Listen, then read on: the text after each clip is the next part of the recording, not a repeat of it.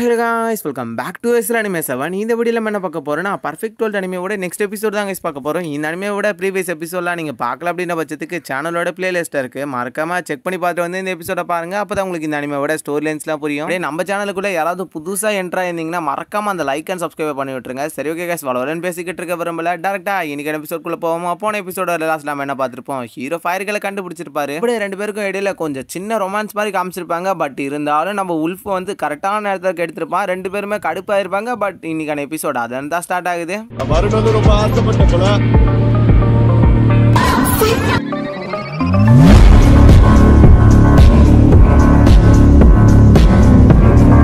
எபிசோடோட ஸ்டார்டிங்ஸ்ல ஒரு புது பிளேஸ் தான் காமிக்கிறாங்க. இடமே ரொம்ப டிஃப்ரெண்ட் ஆகும். அந்த இடத்துக்குள்ள கல்கல் இல்லாம சுத்தி அடுக்கப்பட்டிருக்கு. ஒரு பெஞ்சும் போட்டு வச்சிருக்கு அந்த இடத்துக்குள்ள. இதை இந்த இடத்துக்குள்ள ஹீரோவோட கல்லறை அப்படின்ற மாதிரி மென்ஷன் பண்ணிருக்காங்க. லிங்கர் ஹீரோவுக்காக ரெடி பண்ணி இருக்கிறது. அதாவது ஃபயர்களும் ஹீரோ கிட்ட நீ இறந்துட்டன்ற விஷயத்த நான் கேள்விப்பட்டேன். நான் நம்பல, அதை ஸ்கிப் பண்ணிட்டேன். பட் இருந்தாலும் அதை ரொம்ப நேரம்லாம் என்னால மறந்துகிட்டு இருக்க முடியல அப்படின்ற மாதிரி அந்த இடத்துல சொல்லிட்டு ஹீரோவுக்காக ஒரு கல்லறையும் கட்டி வச்சிருக்காங்க. அதாவது ஹீரோ இறந்துட்டான் அப்படிங்கறத ஃபயர்களோட மனசாட்சி பிரகாரம் அக்செப்ட் பண்ணிக்க முடியல. பட் இருந்தாலும் ஹீரோ இறந்துட்டான் அப்படின்றது ஒரு உண்மைபூர்வமான விஷயம்ன்றதுனால அந்த இடத்துக்குள்ள ஹீரோவுக்காக ஒரு கல்லறையை கட்டி வச்சுட்டு ஹீரோவுக்காக பாதுகாப்புக்காக அந்த இடத்துக்குள்ளே இருந்திருக்காங்க. வெயில் காலம், பனிக்காலம், அப்புறம் மழைக்காலம் எல்லா நேரத்திலயும் அந்த இடத்துல ஹீரோவோட கல்லறைக்கு ஒரு டென்ட் மாதிரி போட்டு அந்த இடத்துக்குள்ள ஹீரோவோட கல்லறைக்கும் அவங்களுக்கு ஒரு பாதுகாப்பான இடத்துல அப்படியே இருந்திருக்காங்க. எல்லாத்தையுமே இந்த இடத்துக்குள்ள ஃபாக்ஸ் ஹீரோ கிட்ட சொல்லிக்கிட்டு இருக்கு.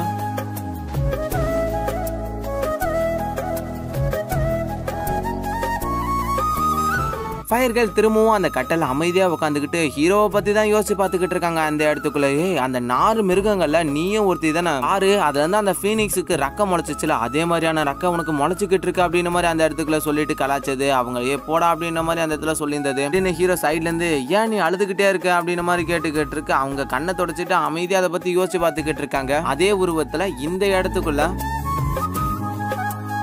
ஃபயர்கள் அப்படியே அந்த இடத்துக்குள்ள பயங்கரமா அழுதுகிட்டு இருக்காங்க. கண்ணீரை கட்டுப்படுத்த முடியாத அளவுக்கு.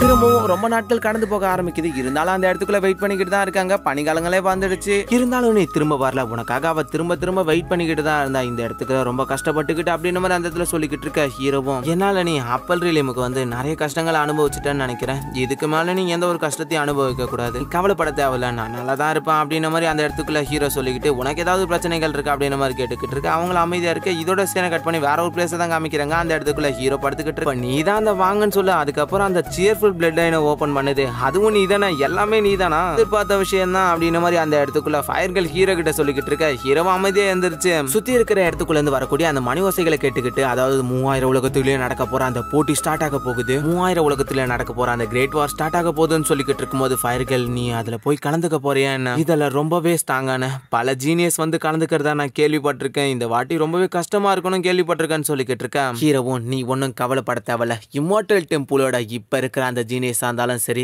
இல்ல இருக்கிற 6 ஸ்ட்ராங்கஸ்ட் ஜீனியஸ் இருந்தாலும் சரி, இல்லனா தனிப்பட்ட முறையில ஸ்ட்ராங்கா இருக்கவங்க, ஏன்ஷியன்ட் காலகட்டத்துல இருந்தே ஸ்ட்ராங்கா இருக்கவங்க யாரா இருந்தாலும் சரி, என் மேல கை வைக்காத வரைக்கும் அவங்களுக்கு எந்த ஒரு பிரச்சனையும் இல்லை. இல்லைன்னா அவங்கள கொன்னுடுவோம் அப்படின்ற மாதிரி அந்த இடத்துல ஹீரோ மிரட்டிக்கிட்டு இருக்கேன். ஃபயர்களுக்கு தான் அந்த இடத்துக்குள்ள பயங்கரமா நினைச்சு காலை தேய்ச்சிக்கிட்டு நீ கண்டிப்பா வந்துருவல்ல அப்படின்ற மாதிரி இடத்துல கேட்டுக்கிட்டு இருக்கேன். ஹீரோ நான் கண்டிப்பா திரும்ப வருவேன் அப்படின்ற மாதிரி சொல்லிக்கிட்டு இருக்கேன். உல்ஃப் கொஞ்சம் கடுப்போட நீ இப்பதான் கொஞ்ச நேரத்துக்கு முன்னாடி வந்த, திடீர்னு இன்னும் கொஞ்ச நேரத்துல கிளம்புற அப்படின்ற மாதிரி சொல்றேன். ஃபயர்கள் இத்தனை காலங்களா உனக்காக காத்திருந்தா, கண்ணிமைக்கிற நொடியில நீ திரும்பவும் காணாம போயிடுவ. திரும்பவும் எத்தனை காலங்கள் தான் உனக்காக வெயிட் பண்ணிக்கிட்டு இருப்பா அப்படின்ற மாதிரி அந்த இடத்துக்குள்ள உல்ஃப் ஹீரோ கிட்ட கேள்வி கேட்டுக்கிட்டு இருக்கேன். ஹீரோ பதில் சொல்ல முடியாத மூச்சுக்கிட்டு இருக்கும்போது அந்த இடத்துக்குள்ள ஃபயர்கள் கண்ட்ரோல் பண்றாங்க. சரி போதும், இதோட நிறுத்து. அவன் அந்த இடத்துக்குள்ள போய் ஆகணும். இது கண்டிப்பா அவனுக்கு ரொம்பவே முக்கியமானது. இப்ப இருக்கிற சகாப்தத்துல இருக்கக்கூடிய கடைசி வார் இதுதான் அப்படின்ற மாதிரி அந்த இடத்துல சொல்லிட்டு ஃபயர்களும் ஹீரோ கிட்ட எந்திரிச்சு வந்து என்னோட இடத்துல இருந்து உன்னோட உடம்ப நீ தான் நல்லபடியா பாத்துக்கணும். அப்புறம் சீக்கிரமா என்னை பார்க்க திரும்பவும் வந்தணும் அப்படின்னு மாதிரி லைட்டா ஒரு அடி அடிச்சுட்டு ஹீரோ மேல அந்த இடத்துல சாஞ்சிக்கிட்டு இருக்காங்க. நீ வந்துருவல்ல அப்படின்ற மாதிரி ஹீரோ கிட்ட தயக்கத்தோடவே திரும்ப கேட்டுக்கிட்டு ஹீரோ நீ கவலைப்பட தேவையில்ல, கண்டிப்பா நான் வந்துருவேன், நீ உன்னோட உடம்ப நல்லபடியா பாத்துக்க அப்படின்ற மாதிரி அந்த இடத்துல சொல்லிட்டு எனக்கு இன்னும் டைம் இருக்கு, இவ்வளவு சீக்கிரத்துல தான் கிளம்ப மாட்டேன் அப்படின்ற மாதிரி சொல்லிக்கிட்டு இருக்காரு. இன்னும் கொஞ்ச நேரம் ஹீரோ டைம் இருக்குன்னு சொன்னதுனால இப்ப வேற ஒரு பிளேஸ் தான் காமிக்கிறாங்க. ஃபயர்களும் பேசிக்கிட்டு இருக்காங்க. நீ போயிட்டேன்னா ரொம்ப காலங்கள் ஆகும் நான் கேள்விப்பட்டிருக்கேன், பல வருஷங்கள் பல மாதங்கள். கண்டிப்பா நீ வர வரைக்கும் எனக்கு துணைக்குன்றதுக்காக இந்த இடத்துல ஒரு 2 மரங்களாச்சும் வச்சுட்டு போவோம். நீ வர காலகட்டத்துக்கு கண்டிப்பா இங்க இருக்கிற 2 மரங்கள் வளர்ந்து வளர்ந்துரும் நம்புறேன். நீ அந்த போட்டியெல்லாம் ஜெயிச்சுட்டு வந்ததுக்கு அப்புறம் நம்ம வீட்டை சுத்திய மரங்கள் பூக்கள் இப்படிதான் இருக்கணும், வீடே வெறும் காடுகளால சூழப்பட்டது மாதிரி அப்படின்ற மாதிரி அந்த இடத்துக்குள்ள ஃபயர்கள் சொல்லிக்கிட்டு இருக்காங்க. ஹீரோவும் கண்டிப்பா போன வாட்டி மீட் பண்ணதை விட இப்போ உன்னை மீட் பண்ணும்போது உன்னோட ஸ்மைல் ரொம்பவே அழகா இருக்கு அப்படின்ற மாதிரி அந்த இடத்துல சொல்லிக்கிட்டு இருக்க. எனக்கு அதெல்லாம் பத்தி பிரச்சனை இல்லை, எனக்கு நீ நல்லபடியா இருந்தா அது மட்டும் போதும் அப்படின்ற மாதிரி அந்த இடத்துல ஃபயர்கள் சொல்லிக்கிட்டு இருக்காங்க. ஹீரோ ஏமா நான் என்ன நல்லபடியா பார்த்துப்போமா அப்படின்ற மாதிரி அந்த இடத்துக்குள்ள எதுவுமே சொல்லாம வாயை மூடிக்கிட்டு இருக்காரு கப்புச்சிப்புன்னு. ஏன்னா அவங்க சொல்ற வார்த்தை எல்லாமே அந்த இடத்துக்குள்ள நீ உன்னோட உடம்ப பாத்துக்க அப்படின்ற மாதிரி தான் சொல்லிக்கிட்டு இருக்காங்க. அப்படியே நீ என்ன நினைச்சானோ தெரியல, ஹீரோ அந்த இடத்துல இருந்து எழுந்திருச்சு திரும்ப வரும்போது இந்த மிக பெரும் சகாப்தத்துல என்னோட பெருமைகள் எல்லாமே நிறைஞ்சு கிடக்கும், எல்லா இடத்துலயும் என்னோட பேர் உச்சரிக்கப்படும். அப்புறம் வில்லேஜ் கார்டுக்கு இருக்கக்கூடிய அந்த கவலையும் நீக்கணும்னு ஆசைப்படுறேன், கடைசியா உண்மையான அந்த ஆழ்ந்த நிலையையும் அடையணும் அப்படின்ற மாதிரி சொல்லிக்கிட்டு இருக்க. அப்படியே ஃபயர்களை திரும்பி பார்த்து நீ எனக்காக காத்துரு, நான் திரும்பி வரும்போது இந்த உலகத்தை உனக்கு சுத்தி காமிக்கிறேன்ற மாதிரி சொல்லிக்கிட்டு இருக்கேன். உலகம் எப்பவுமே அழகா தான் இருக்கும், காலங்கள் கடந்தாலும் அழகுகள் மாறாது, இருந்தாலும் ஒரு இல்யூஷன் வேர்ல்டுக்குள்ள வாழ்றது வேற. எனக்கு இப்போதைக்கு எந்த ஒரு ஆசையும் இல்லை, நீ திரும்பி சர்வைவ் ஆகி இந்த இடத்துக்கு வந்துட்டாவே போதும் அப்படின்ற மாதிரி அந்த இடத்துல சொல்லிக்கிட்டு இருக்க. சரி உன்னை நீ நல்லபடியா பாத்துக்க அப்படின்ற மாதிரி சொல்லிக்கிட்டு இருக்க. அவங்களும் அதே தான் சொல்லிக்கிட்டு இருக்காங்க. அவங்களுக்கு மேல அப்படியே கையை வைக்கிற மாதிரி போக இதோட இந்த சீனை கட் பண்றாங்க. அப்படியே ஏதோ ஒரு கோல்டன் ட்ரீயை நோக்கி நகர மாதிரி அப்படியே ரெண்டு பேருக்குன்னு ஒரு ஸ்டில்ல காமிச்சு அப்படியே வேற ஒரு பிளேஸை தான் காமிக்கிறாங்க. இடமே ரொம்ப அமைதியாகவும் ஒரு பிளாட்டான சிச்சுவேஷன்லயும் இருக்கு. அந்த இடத்துக்குள்ள ஹீரோவும் ஸ்டோன் ஸ்பிட்டும் பேசிக்கிட்டு வந்துகிட்டு இருக்காங்க.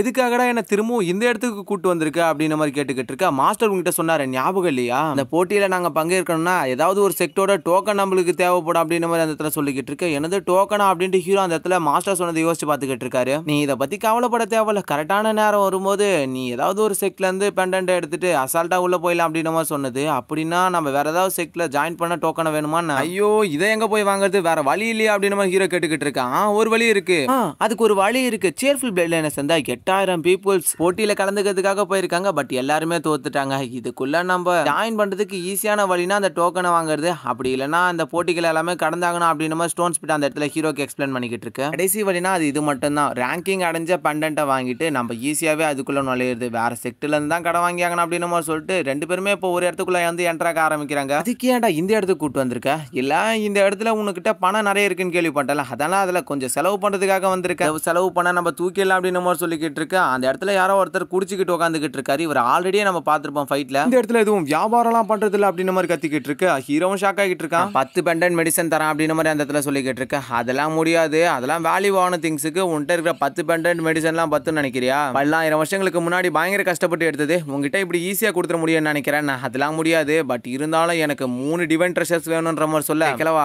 ஒன்னே அதிகம் நான் சொல்லிக்கிட்டு இருக்கேன், 4 கொடுப்பா தம்பி அப்படின்னு மாதிரி சொல்லிக்கிட்டு இருக்கேன். யோ என்னையா நீ அடிக்கடி இஷ்டத்துக்கு விலையை மாத்திக்கிட்டே இருக்க, நீ பண்றத பார்த்தா எனக்கு சுத்தமா நியாயமா தெரியல. இந்த இடத்துல உன் ஒரு ஆள் கிட்ட தான் டோக்கன் இருக்குன்னு நினைக்கிறியா, நான் இன்னும் நிறைய செக்டுங்கள்லாம் இருக்கு அப்படின்னு மாதிரி ஹீரோ அந்த இடத்துல இருந்து கிளம்பி போய்கிட்டு இருக்கு. அவர் கொஞ்சம் ஷாக் ஆயிராரு. தம்பி தம்பி நிலுபா கொஞ்சம் எங்கப்பா பறக்குறா அப்படின்னு மாதிரி அந்த இடத்துல கூப்பிட்டுக்கிட்டு இருக்க. ஹீரோ அந்த இடத்துல கண்டுக்கிற மாதிரி தெரியல, சும்மா ஜோக் அடிச்சேன் சார், நீங்க ஒரு டிவைன் ட்ரெஷரும் அதா கூட ஒரு டெக்னிக்கையும் கொடுத்தீங்கன்னா போதும் இதை எடுத்துக்கலான்ற மாதிரி சொல்ல. ஹீரோ சொன்ன அடுத்த நிமிஷமா சரி அப்படின்ற மாதிரி அந்த இடத்துல அக்செப்ட் பண்ணிக்க ரெண்டு பேருமே அவங்களோட ட்ரெஷர்ஸ் எக்ஸ்சேஞ்ச் பண்ணிக்க ஆரம்பிக்கிறாங்க. அந்த இடத்துல அவர் தூக்கி போட்ட உடனே ஹீரோவும் தூக்கி போட்டாரா. ரெண்டு பேர் கைக்கும் ரெண்டு பேரோட ட்ரெஷர்ஸ் வந்து சேர்ந்துடுது. கண்டென்ட்டுக்கு ரேங்கிங் சிஸ்டம் இருக்கும், இது ரொம்பவே முக்கியம். அவரோட ரேங்கிங் சிஸ்டம் ரொம்பவே ஹைன்னு வேற சொல்லியிருக்காரு. வாலே வெப்பனும் நல்லா இருக்கு, டெக்னிக்கும் நல்லா இருக்கு, பட் இருந்தாலும் நம்மளுக்கு குன்பெங் டெக்னிக் கிடைக்குமோன்னு ஆசைப்பட்டேன் அப்படின்னு மாதிரி அந்த அவர் சொல்ல. என்னது குன்பெங் டெக்னிக்கா, யோ இந்த ஓட்ட பண்டன்ட்டை கொடுத்துட்டு 10 ஏன்ஷியன் டெக்னிக்ல ஒன்னு கேட்கிற பத்தியா, இதெல்லாம் நியாயமான்னு கேட்டுக்கிட்டு இருக்க. இல்லப்பா தம்பி சும்மா தான் சொன்னேன், இவனு இதெல்லாம் கண்டுக்காத அப்படின்னு மாதிரி அந்த இடத்துல சொல்லிட்டு எனக்கு ரொம்ப டயர்டா இருக்கு, நான் திரும்பவும் போய் தூங்குறேன், எப்பா தூங்கி தூங்கி முடியலடா சாமி அப்படின்னு மாதிரி அந்த இடத்துல அவர் சொல்லிக்கிட்டு திரும்ப அந்த இடத்துல படுத்துக்கிட்டு இருக்க. ஹீரோ திரும்பவும் அந்த இடத்துல சரக்கு அடிச்சுக்கிட்டு இருக்காரு. ஹீரோக்கு பயங்கரமான சந்தோஷம். சரி ஓகே அந்த போட்டியில போய் கலந்துக்கலாம், ரேன்சிங் சிஸ்டம் இல்லாம உள்ள போயிடலாம் அப்படின்ட்டு. அது கொஞ்சம் கஷ்டம் தான், ஏன்னா என்னோடது கொஞ்சம் கம்மியான லெவல்ல இருக்கு அப்படின்னு மாதிரி அந்த இடத்துல சொல்ல. என்னையா சொல்ற அப்படின்னு மாதிரி கேட்க. கரெக்டா உள்ள என்டர் ஆகணும்னா பெண்டன்ட்டோட ரேங்கிங் சிஸ்டம் 1 மில்லியனுக்கு மேல இருக்கணும் அப்படின்னு மாதிரி அந்த இடத்துல அவர் சொல்ல. ஹீரோவு என்னது 1 மில்லியன் தேவையா அப்படின்னு மாதிரி அந்த இடத்துல அதிர்ச்சி ஆகிக்கிட்டு இருக்க. நீ இன்னும் ஸ்பிரிச்சுவல் ரிலியம் அப்படிங்கிற ஒரு டெஸ்ட்டை மட்டும் பாஸ் பண்ண வேண்டியது இருக்கு, அது பாஸ் பண்ணாதான் உன்னால உள்ள என்டர் ஆக முடியும் அப்படின்னு மாதிரி அந்த இடத்துல அவர் ஹீரோக்கு கிட்ட சொல்லிக்கிட்டு இருக்க. நீங்க இதுனா ஒரு பெரிய விலைமதிப்பு இல்லாதது, அதுக்கு 4 வேணும் 5 வேணும்லாம் சொன்னீங்க அம்பே, இதுவே அதிகம் தான். 1 மில்லியன்ங்கிறது எந்த அளவுக்குன்னு தெரியும்ல. இப்ப இருக்கிற வயசுல இருக்கிற பசங்கலாம் எல்லா விஷயத்திலும் டைரக்டா என்டர் ஆகணும்னு சொல்றாங்க. இவ்வளவு சேர்க்கறதே இவ்வளவு பெரிய கஷ்டம் தெரியுமா, கொஞ்சமாச்சு உழைச்சு போகணும்னு நினைக்கிறா அப்படின்னு மாதிரி ஹீரோ கிட்ட சொல்லிட்டு அவர் எக்ஸ்பிளைன் பண்ணிக்கிட்டு இருக்காரு. அப்படியே அந்த இடத்துக்குள்ள ஹீரோவும் பயங்கரமா அதிர்ச்சி ஆகிட்டு இருக்கான். இவர் சொல்றதெல்லாம் கேட்டுக்கிட்டு ஏமாட்டி என்கிட்ட பொருளை வித்துட்டு இந்த இடத்துல சட்டத்தை பத்தியா அப்படின்னு மாதிரி சொல்லிக்கிட்டு இருக்கும்போது அவர் அந்த இடத்துக்குள்ள புலம்பிட்டு இருக்காரு. நிலவும் மூணோட வெளிச்சங்கள்லாம் இந்த மாதிரி இருக்கும், பழங்காலத்துல இருக்கக்கூடிய ஒரு மிகப்பெரிய போர், இது மிகப்பெரிய வாய்ப்பு, ஒரு பிரகாசமான நிலவு அந்த இடத்துல வெளிச்சத்தை தரும், அதே வெளிச்சம் நம்மளுக்கு நம்மள கண்ணில் படும்போது அது ஒரு புகையா மாறும். அதே போல தான் எந்த ஒரு பிரச்சனையும் இல்லாம ஒரு அவுட்புட் கிடைக்கணும்னா கண்டிப்பா கிடைக்கவே கிடைக்காது. ப்ராப்ளம்ஸ் எல்லாம் நம்ம சந்திச்சாதான் ஒரு வெற்றி கிடைக்கும் அப்படின்ற மாதிரி அந்த இடத்துல அவர் சொல்லிட்டு, என்னோட தவறான வழி இந்த இடத்துக்குள்ள சாகவே கூடாது அப்படின்றதுக்காக ஒரு பாடியை உருவாக்கணும்னு நினைச்சேன். கடைசியில என்னால